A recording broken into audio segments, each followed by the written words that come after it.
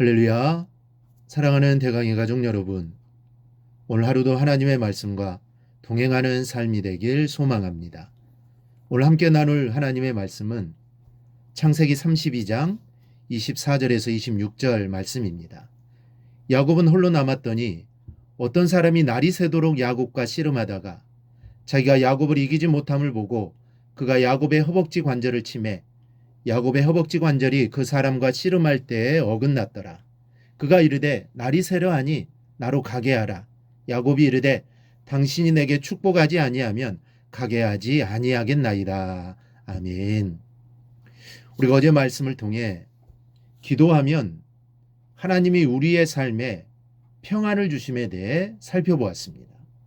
그러므로 우리는 늘 기도해야 합니다. 죽는 그 순간까지 우리의 기도를 쉬어서는 안 됩니다.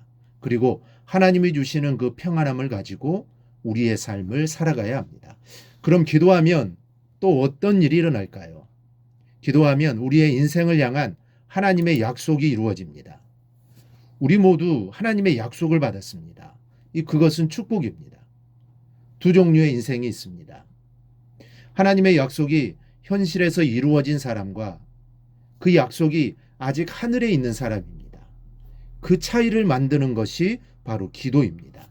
우리가 기도할 때 내 인생을 향한 하나님의 약속, 이 축복이 이루어집니다. 야곱의 쓰림이 그 사실을 우리에게 알려줍니다.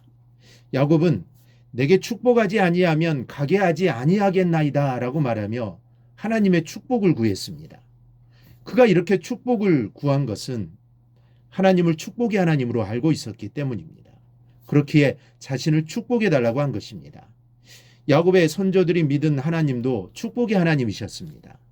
하나님은 아브라함을 불러 축복하셨습니다. 이삭도 야곱도 다 축복을 받았습니다. 하나님이 가장 싫어하시는 것은 하나님을 오해하는 것입니다. 광야에서 10명의 가나안 정탐꾼들이 한 말이 무엇입니까?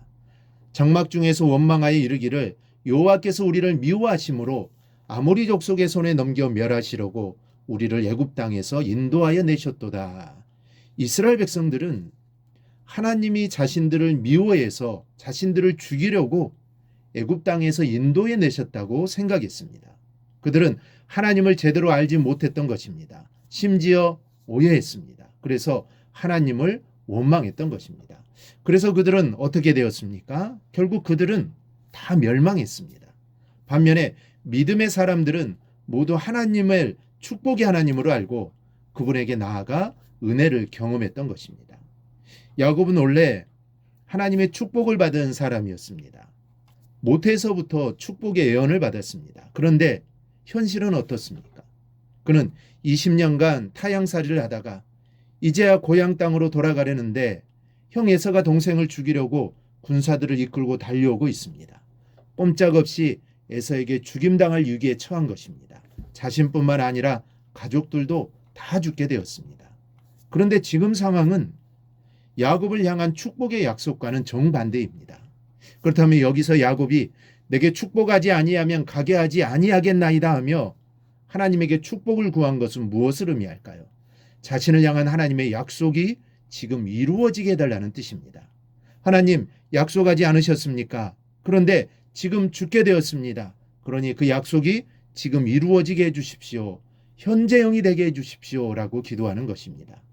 축복은 완성형으로 주어지는 것이 아니라 작은 씨앗과 같습니다.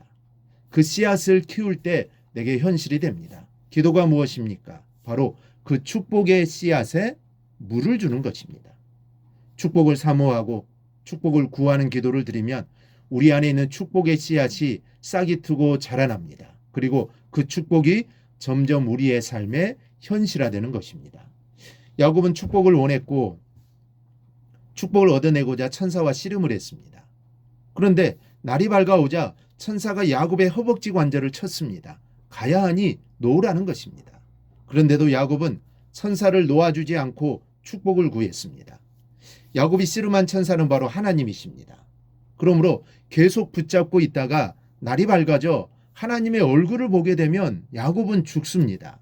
하나님이 야곱을 사랑하셔서 그의 허벅지 관절을 쳐서 어긋나게 하신 것입니다. 그런데도 야곱은 놓지 않았습니다. 그 까닭은 목숨을 걸었기 때문입니다. 야곱은 죽기를 각오하고 사생결단으로 매달렸던 것입니다. 전심으로 하나님만 의지한 것입니다. 결국 하나님은 나를 축복하시기 전에는 죽어도 물러나지 않겠습니다 하며 버티는 야곱을 축복하셨습니다. 그리고 야곱에게 이겼다라고 말씀하셨습니다. 야곱이 이처럼 목숨을 걸고 하나님과 씨름해야 하는 이유가 무엇일까요? 축복을 가로막는 에서 때문이었습니다. 에서와의 싸움은 혈과 육의 싸움이 아니라 영적인 싸움이었기 때문입니다. 여러분, 20년 정도 지나면 화가 풀릴 만도 합니다. 누굴 죽인 것도 아니고 아버지와 형을 속인 것뿐입니다. 그런데 20년이 지나도 화를 풀지 않았다는 사실을 보면 그 배후에 악한 마귀가 역사하고 있음을 알 수 있습니다. 그래서 야곱은 먼저 기도로 하나님께 매달렸던 것입니다. 단지 혈과 육의 문제라면 꽤 많은 야곱은 어떻게든 형을 구슬릴 방도를 찾았을 것입니다. 그러나 야곱의 배후에 도사리고 있는 마귀를 인식했습니다. 그 싸움의 실체를 본 것입니다. 그래서 그는 그 밤에 하나님과 씨름을 했습니다. 그리고 마침내 그 밤에 에서의 마음이 변화되었습니다. 이어지는 말씀에서 야곱이 무엇이라고 말합니까? 창세기 33장 10절을 보면 내가 형님의 얼굴을 배운즉 하나님의 얼굴을 뵌 것 같사오니 형님도 나를 기뻐하심이니이다. 하나님의 얼굴이란 용서의 얼굴, 은혜의 얼굴입니다. 야곱이 온다는 소식을 들은 에서는 분노하며 달려왔는데 신기하게도 야곱을 만나기 전날 밤 그 마음의 분노와 원한이 사라졌습니다. 결국 야곱은 기도의 씨름을 승리합니다. 씨름 이후 야곱은 다리를 절게 되었습니다. 이 싸움이 격렬하고도 실제적인 싸움이요 생사를 건 싸움이었음을 의미합니다. 허벅지 관절이 어긋날 정도였습니다. 여러분, 기도란 시간과 체력과 때로는 목숨을 거는 일입니다. 주님은 새벽 아직도 밝기 전에 기도하셨고 다니엘은 사자굴에, 세 친구는 풀무불에 들어가기까지 기도했습니다. 목숨을 걸었던 것입니다. 신앙생활을 아무런 대가 없이 하려고 하면 안 됩니다. 희생 없고 대가 없고 수고 없는 신앙생활은 얻는 것이 하나도 없습니다. 그러므로 우리는 믿음의 씨름을 해야 합니다. 우리 인생의 어려움, 위기는 기도의 허리삿발을 동여매고 씨름장으로 나오라는 하나님의 초대입니다. 우리는 치열하게 기도해야 합니다. 그때 우리 인생을 향한 하나님의 약속이 이루어집니다. 우리를 방해하는 영적인 전쟁에서 승리하게 되고 우리는 하나님에게 쓰임받는 멋진 인생이 될 것입니다. 우리가 이 땅을 살아갈 때 우리의 믿음을 넘어뜨리고 우리의 믿음을 사그라지게 하는 일들이 얼마나 많은지 모릅니다. 그런데 이러한 상황에서 우리의 믿음을 지키는 것은 오직 기도밖에 없습니다. 여러분, 어려움을 만날 때 꼭 기도하십시오. 길이 막힐 때 꼭 기도하십시오. 어찌 보면 나에게 어려움이 온다는 것은 하나님이 기도하라는 신호일 수 있습니다. 그러면 다른 곳에 눈 돌리지 말고 하나님 앞에 엎드리시기 바랍니다. 야곱처럼 하나님을 붙잡으시기 바랍니다. 전심으로 하나님께 매달리시기 바랍니다. 그러면 오늘 야곱을 향한 하나님의 뜻이 이루어졌듯이 나를 향한 하나님의 뜻이 내 삶을 통해 이루어질 것입니다. 기도가 내 인생을 향한 하나님의 약속, 계획, 축복이 이루어지게 하는 것입니다. 바로 이러한 축복이 오늘 우리 모두에게 임하기를 주님의 이름으로 축원합니다. 오늘 묵상한 말씀을 굳게 잡고 삶으로 실천하며 살아내는 대강의 모든 성도들이 되기를 축복합니다.